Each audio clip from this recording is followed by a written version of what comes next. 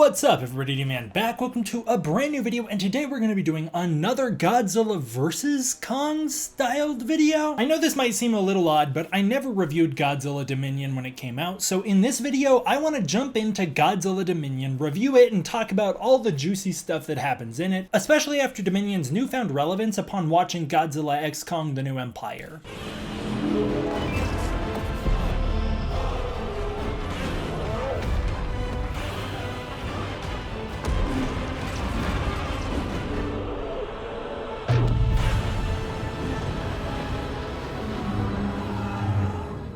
If you're wondering why I didn't review Godzilla Dominion all the way back in the day when it came out in 2021, there's a lot of reasons for it. Number one, I went on hiatus shortly after Godzilla vs. Kong came out, basically the day it came out, and the reason for that was because there was a lot of external things in my life that I needed to attend to that were far more important. But also, it took me a really long time to review it because I didn't want to spread negativity into the world, especially when it came to something like this, which is a bit of a smaller project, and because I didn't own a digital copy of it until very recently, and that was ultimately the deciding factor, is that I didn't want to use pictures of the book. I wanted to use an actual PDF copy, and until I got one, I never saw the need to review it. So following the mess that was Godzilla Awakening, and then the masterpiece that was Skull Island: The Birth of Kong, and then the fairly decent Godzilla Aftershock, we have Godzilla Dominion. It builds off the world of King of the Monsters in ways that I've always wanted the MonsterVerse to do. Oh my god, this is really the only time in the MonsterVerse we've seen Godzilla explored as the King of the Monsters. This is really the only time we've properly explored the post-King of the Monsters world of the MonsterVerse in a way that feels satisfying to that film. And in this, we take a look at Godzilla fulfilling his day-to-day duties as nature's balance, doing it full-time. It's his full-time job now, and it's great. I love it. What a wonderful concept. So good, I hope they adapt some of this into Monarch Legacy of Monsters at some point, like season 3 or something. It's just great. The King of the Monsters era is my favorite era of the MonsterVerse, and that post-King of the Monsters era between King of the Monsters and GVK is a world of so much potential. I'm not a fan of the world building from GVK on. Filmmakers clearly wanted to go different directions than was intended, and it's very clear to me that there was no one steering the ship, and so a lot of the really great ideas fell to the side, and I feel like the MonsterVerse became infinitely less interesting post King of the Monsters, and so I like having an entry like this to explore that world a little more in depth. This was written by Greg Keyes, the man who also wrote Godzilla King of the Monsters, Godzilla vs. Kong, and Godzilla x Kong: The New Empire novelizations. He's kind of the only man holding the glue together that is the extended MonsterVerse, as it's very clear Legendary has a very tenuous grasp on their own continuity, but this man knows what's up. He knows how to keep things intact a little better than most. The artwork was done by Drew Edward Johnson, who's returning from Godzilla Aftershock. And shout out to the random Rodan and Methuselah art before the comic starts. They're never seen in the book itself, but I just love to see those guys, and I really love to see Rodan. He's just wonderful, and we need him back. This is inspired by the prologue to the King of the Monsters novelization, and this takes the whole story from Godzilla's perspective thing to a brand new level, with the narrator describing Godzilla's thoughts and feelings. It's one of those godlike narrators that knows all. Personally, it's not for me. I'm not the biggest fan of it. It feels very fan fiction to me. It just doesn't feel like it should be published officially. I don't know. It's just very fanficky and not very compelling. It feels weird. The way it's written, it's like he moves through his territory moves through him. It just feels so cheesy and self-important. It's awkward to me. Nothing against Keyes at all. I actually really like his writing. I really love the novelization for Godzilla King of the Monsters in particular, and then the Godzilla vs. Kong one's really good. I don't think it's anything against him. I think it's just the style of writing is not for me. I don't like it. I really liked that glimpse into Godzilla's world in King of the Monsters during the prologue of the novelization. I don't like seeing a full story told from that perspective. It feels very childish to me. Getting a glimpse into how Godzilla views the world is appreciated because it kind of settles some of the question marks we might have. This interpretation of Godzilla is also far more like the one from King of the Monsters rather than the one from Godzilla vs. Kong, where his character has been radically altered by the current filmmaking team, and he is now very different. He's far less divine, he's far more anger-driven, and I think he's overall less intelligent than he was in this era, and I like that the King of the Monsters Godzilla is intact here. So the book starts out with Godzilla responding to the US coastline where Scylla is trying to eat a nuke, and they fight for a while with Scylla doing some major damage to Godzilla, pretty cool, before Godzilla just chucks her into the ocean after exploding her. Scylla's design's a little off here, and some of the art's kind of hard to tell what's going on, but it is fun to see the two fight. Scylla's able to quickly outswim Godzilla and disappear as she finds a place to hibernate, and then you find out that Godzilla's really worn out after the events events at King of the Monsters. He no longer has his temple to return to, and that's the arc for this comic. This comic tells the story of Godzilla's struggle between his desire for a home and then his need to protect the planet. If you don't know, the best way to tell a story is to give a character a need and a desire and to have those two things conflict. So I love that we're doing that here. It's just writing 101. It's good stuff. Godzilla heads to the Amazon after feeling a disturbance where he finds Behemoth battling over his territory with Amhuluk. Behemoth gets his butt absolutely whooped, losing a tusk in the process before being literally dragged around. I feel really bad for Behemoth here. I love Behemoth, and it's not fair to see this happen. This fight is really not very well realized. The action is super hard to follow. Godzilla's posing is reused panel to panel, which feels really clunky and lazy. It's just stiff and awkward, and I can't really tell what's going on. Like, I can't tell what Amhuluk's powers are. Can he stretch and grow his arms? Does he have like Reed Richards powers? Is he like Groot? What is his design? Is he a living tree? What is up with those legs? I can't tell. And what is all the blue all over him? I think that Amhuluk is really cool looking, but really poorly realized, and I feel the same about this fight. Despite coming from Rio, Behemoth's territory is actually revealed to be the Amazon rainforest here, in which he has started to heal it after he arrived. But very shortly afterward, Amhuluk showed up, and Godzilla decides to side with Behemoth here. So after a brief fight, Godzilla sends Amhuluk packing, realizing that the two of them fighting for resources is simply a result of Ghidorah awakening too many titans at once and putting them at odds with each other when they were never supposed to be. It's clear the Amazon has picked Behemoth as its king, as he's the one who's restoring the rainforest, and Amhuluk being there is just because he needs resources, and unfortunately he picked somewhere that was already occupied. Godzilla reminisces about how much the planet's changed over time and how much he misses the old humans he was friends with, who lived in the temple with him where he used to be worshipped, and then he remembers Serizawa's sacrifice and really appreciates Serizawa. I like that kind of development for Godzilla. I wish we saw more of that in the films. Godzilla doesn't really do a great job of showing that throughout the rest of these movies, as he decides to randomly kill humans on bridges and smash cities during battles far more than he ever did before. Like I said, I don't love the way they altered Godzilla's character for the newer films. It feels very abrupt to me. Godzilla returns to the remains of his temple and then is attacked by a bunch of monstrous fish, very random, who were released from a deep pocket of Hollow Earth underneath his temple. It turns out his temple was basically a bridge to Hollow Earth. And then a giant one of these fish, the leader of their hive mind, bursts out, and Godzilla literally tears its spine out, which is so badass. And then he atomic breaths the rest of the fish into oblivion. It's very fun. Godzilla leaves his temple because the radiation source has completely drained into the Hollow Earth after being exploded, leaving the area unsuitable for him. He then remembers an island long ago with people that are definitely the Iwi, who used to worship him until he was driven off by a very fearsome Kong. This was thousands of years ago during Godzilla's youth. It's hard to tell how long ago it happened, as Godzilla's age is very ambiguous in the MonsterVerse, and very all over the place too. Clearly they don't know over at Legendary, and they don't want us to know either. It's so that they can tell these stories without having to think too much about it. And so Godzilla surrendered his territory to this Kong called the Rival after losing the battle. It was so long ago that it actually predates the Great Godzilla and Kong War, and definitely predates the Scar King War. Despite this being clearly Skull Island, it turns out this actually isn't Skull Island and seemingly has nothing to do with Skull Island. I don't know why they would introduce a second island with natives who worshipped Kong and that Godzilla is afraid to return to. It feels very needless and overly convoluted, as most of the MonsterVerse has kind of become in this GVK era. Godzilla then goes and looks at the moon because it for some reason reminds him of Mothra, and then he feels Mothra's spirit in his body beckoning him to his original territory, despite fearing that the Kong might still be lurking there. Along the way, Godzilla finds dozens of killed whales and a down Monarch sub, and then eventually finds Nakika trapped in a web. Nakika's looking very different than she was described in the King of the Monsters novelization, but that's alright because it's not only cool to see her return, but it's also just cool to see this design. She's awesome. Godzilla then frees her, a very peaceful titan. I like that Godzilla doesn't fight everybody. I like that he leaves her in peace. He frees her and then destroys a submarine in an oil rig, aided by Monarch during this, as these are the people responsible for capturing Nakika. And I love that the Godzilla vs. Kong novelization expands upon this event. I wish there was more interconnectivity in the MonsterVerse like that. Godzilla takes a Hollow Earth tunnel to his old lair, where he finds the sunken remains of his old temple and a bunch of dead titan corpses. Godzilla attempts to challenge the Kong with an alpha roar, but it turns out that he's only met by Tiamat, who attacks him for entering her domain. Tiamat puts up a pretty good fight against Godzilla, dragging him into Hollow Earth, blinding him, and cutting him up with her razor-sharp body. It's a very awesome fight, and it turns out she has a lot of abilities that can counter Godzilla and match him pretty well when she's in the water. However, once they make it on land, Godzilla very quickly overpowers her, stomping her head, literally stomping her head in multiple times, and then makes her submit before forcibly ejecting her from her home after learning that she killed the Elder Kong and moved into this temple long ago. That's not actually what happened though. That's what many people have interpreted, but that's not what happened. I don't know how or why she wound up there, but in Godzilla King of the Monsters, Tiamat actually lives under Outpost 53 basically under Stone Mountain in the US in Georgia. Tiamat wakes up when Ghidorah does his alpha call, and then she just eventually settles into this area after the events of King of the Monsters. It's possible that the reason she didn't return to Boston is because she needed to go to the ocean because she's not meant to be on land very much, although she can slither around on land just fine in this comic. So she didn't kill the Kong like the comic implies, she just simply moved into the territory long after that Kong died a natural death. Homeless and on the run, Tiamat heads to the Arctic Ocean, where she's definitely going to be able to sleep peacefully, absorbing solar winds for sustenance, free to be left alone and in peace by Godzilla. You'd hope.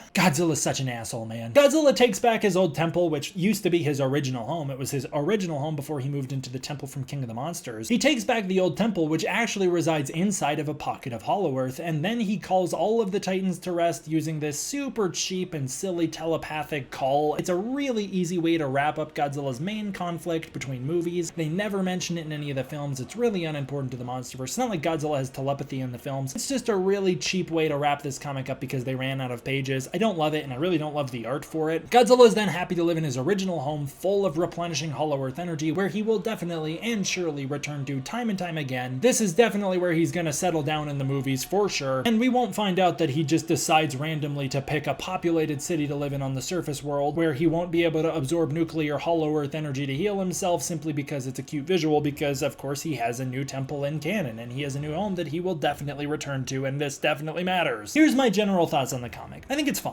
I actually think it's a pretty decent story. I just don't love the way it's written. I find the writing to not be very compelling. It feels a little cheesy and childish to me. The art is mostly pretty good, with some strange reused posing, proportioning, and action at times. The general story is awesome. It's fantastic to see Godzilla being the king of the monsters for a while. I really love that. Seeing the returning Titans and revealing the designs of some of the other 17 and counting was fantastic. It was such a welcomed addition to the MonsterVerse, and I loved it so much. This would have been an incredible read if it came out in 2019, but it unfortunately came out a little too late, where we already knew it was completely ignored by the Godzilla vs. Kong team. And that's really the ultimate downfall of this comic. It's just that the current filmmaking team isn't really concerned with the stuff that happens here, and so this comic's only real accomplishment is furthering the rivalry between Godzilla and Scylla and introducing Tiamat into the MonsterVerse properly, which both factored into Godzilla x Kong, but the rest of this, it just really didn't matter too much. There's not really many continuity errors here. It's very easy to say Godzilla just decides to move into Rome because he wants to, and you don't really have to think too much about the fact that he can't get Hollow Earth nourishment there. Maybe he returns to this temple in between movies, who knows. It's just overlooked by the films, which is unfortunate because it is a pretty entertaining read, and I actually do think it could be a staple of the MonsterVerse if it was a little more relevant. Overall, I'd say that this is unfortunately my second least favorite MonsterVerse comic, right above Godzilla Awakening, but that's not to say it's not a worthwhile read. I think this is absolutely a worthwhile read to Godzilla fans, and I do recommend it to all Godzilla fans and MonsterVerse fans out there who enjoy comic books. I think it's a fun time. It definitely expands upon Godzilla's role as the king of the monsters. It's the only time in the MonsterVerse we ever get to see him fulfilling that duty properly as his full-time job, and it's pretty kick-ass. I'd say it's a decent story, decent read, decent art, and decent overall. I give this a 7 out of 10. What do you guys think? Have you read Godzilla Dominion? If so, comment below and let me know what you think of it. What's your favorite part of Dominion? For me, it's definitely the introduction of Tiamat. I just think she's so awesome, and I love to see her put up a good fight against Godzilla here. But comment below and let me know what your favorite part of this comic is. I'd love to know. And what, if anything else in this comic, do you hope gets touched upon in the films? I'd love to hear that as well. For me, I'd like to see Amhuluk, just so that I can wrap my head around what that design even is. Thank you guys all for watching. As always, I want to give a huge thank you to my patrons over on Patreon. It is through the support of the patrons on Patreon that I'm able to continue to make videos like this for you guys in the first place. I really appreciate all the support I get over there. You can check out the Patreon using the link in the description below. It is the most direct way to support this channel. Thank you all for watching. I hope you enjoyed. I will see you guys next time for the next one. D-Man